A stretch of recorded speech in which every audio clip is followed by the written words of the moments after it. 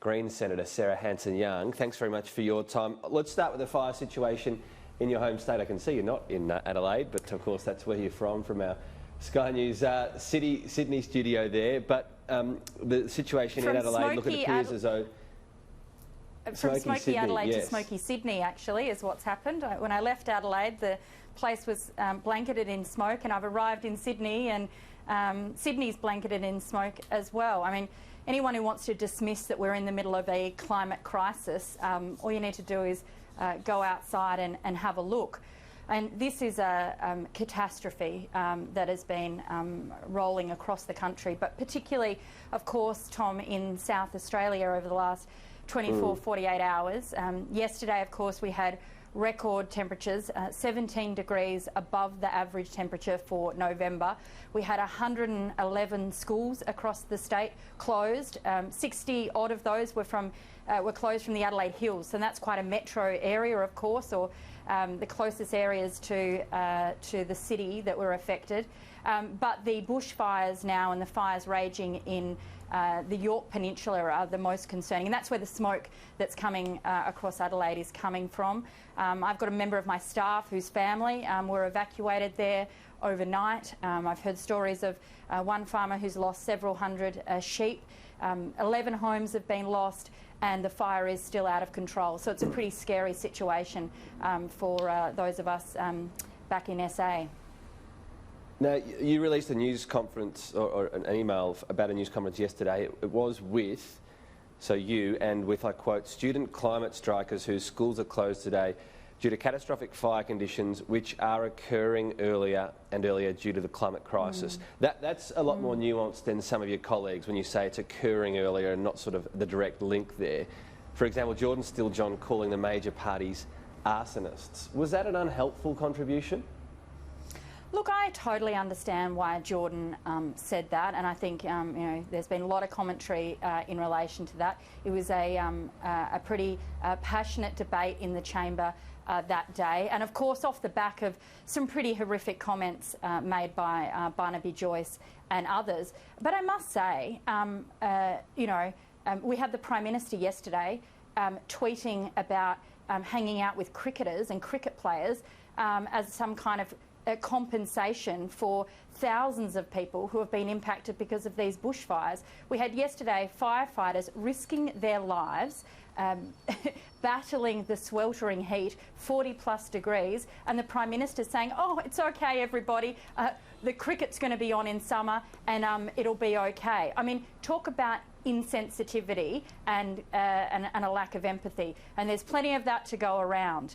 I think what we need to get back to... Let's talk about his tweet. Going to be a great summer of cricket, and for our firefighters and fire-impacted communities, I'm sure our boys will give them something to cheer for. I mean, it's not compensation. There are a lot of people that look forward to the cricket in summer, and they do enjoy watching it. That's not his policy on climate change.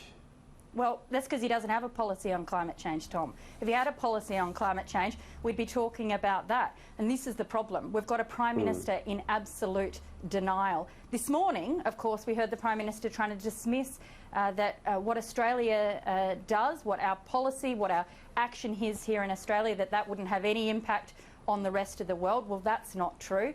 He tried to say that whatever Australia's policy is hasn't got an impact on making bushfires worse. Well, that's not true. And this is a Prime Minister in absolute denial. And it's making his job and everybody else's job harder, because the cruel and harsh reality is that pollution is rising, and with that comes worse climate change and therefore worse conditions. And unless we change business as usual, it's going to get harder and harder. And the more he denies, the point that's been made is when you look at the fires the harder it's going to get. The fires we've just had, for example, you know, seeking to blame them on one government and the path our emissions might have taken with one government compared to another, how incremental that would be compared to global emissions. And that's not a debate, is it? I mean, we've got 1.3%. The Paris Agreement has the US set to pull out of it. China still hasn't peaked on emissions and hasn't given a clear time when. Should you focus on them more as well?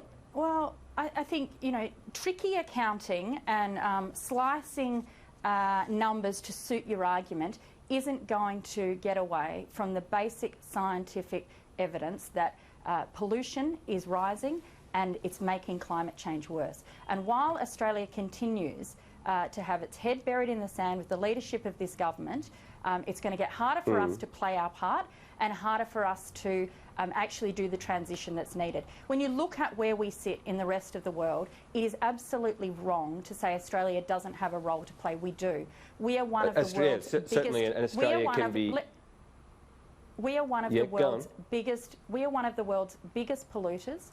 We export. We're the world's largest exporter of coal, the largest exporter of LNG. We're the third largest exporter of fossil fuels. And what happens when those fossil fuels go overseas? They get burnt, they create pollution, and they might make climate change worse. To just say that Australia has no role to play in this is ridiculous. Per capita, because our overall emissions are nowhere near one of the world's biggest.